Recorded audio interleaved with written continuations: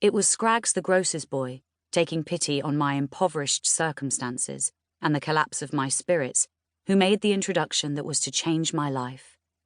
It was to lead me into so many adventures that my life came to be as thick with excitement as the street that night was thick with fog. Looking back to that fateful evening, it is hard to believe I could ever have run so fast. Nowadays, my frame creaks a little as I shuffle between the piles of papers in my study. But that night, I ran like the wind.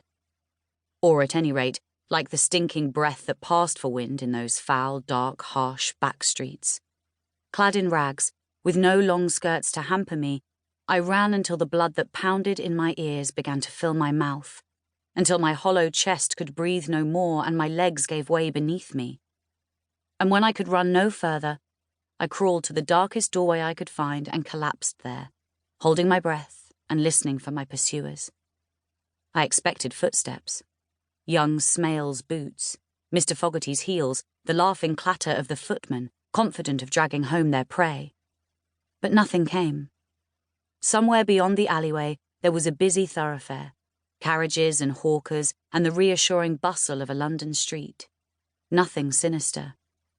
Yet I felt no elation. For that minute, for that moment, I was free. But for how long? They say the caged bird forgets the sky. I knew only that I was freezing, penniless and alone. At the orphan school, I had been warned to be a good girl or suffer the consequences. But the months that followed had quickly taught me that virtue came at a price paid in misery and hunger. Which is why, when Scraggs first saw me, I had ventured out of my doorway refuge and was in the process of stealing a cabbage from his ramshackle barrow. In the rags I wore, I had nowhere to conceal an object the size of a cabbage, even a cabbage as small and blackened as the sorry item I had set my sights on. My only hope of success lay in flight and in the prayer that I might lose my pursuer in the crowds and the darkness of London's tangled streets.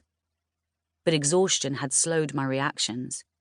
The cabbage was fumbled, my attempted escape short-lived, and the impact of Scraggs's diving leap dramatic and final. It took my breath away, thumping me into the gutter so hard that only the street's daily delivery of filth and rotten vegetables came between my ribs and instant fracture. And if the physical impact was dramatic, the impact on my spirits was greater. I lay with my face pressed into the rotten-smelling mud, the pain echoing through me, and found myself utterly crushed.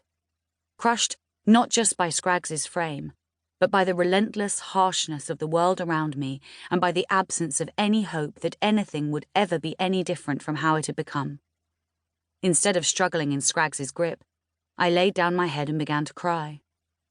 Every bruise and knock, all the cold and hunger, seemed suddenly to dissolve into tears. I cried so hard that even after Scraggs had returned his cabbage to the barrow, I still made no attempt to escape from the place he'd pitched me. Gingerly, as if reluctant to touch anything so filth-encrusted, Scraggs rolled me over with the toe of his boot and took a suspicious look at what there was to see. "Crikey," he exclaimed. "It's no surprise you ain't up to thieving. You're in a worse state than a Chinaman's chihuahua, and no mistake." There followed a brief pause while he continued to look me up and down, as if embarrassed as to what to do next. Ignoring him, I lay with my cheek on the rotten end of a rotten turnip and wept for all my life wasn't worth. "Crikey," said Scraggs again. I can't recall how long we continued in this manner, but I remember Scraggs levering me upright and resting me, now curled into a ball of defensive misery, against the black brickwork of the alley where my attempted larceny had taken place. "Now less o' that," he urged. "What's to be so scared of? I ain't going to eat you. Too skinny, you see." He laughed, but I was beyond comfort. "There's a man," I told him between sobs, "looking for me.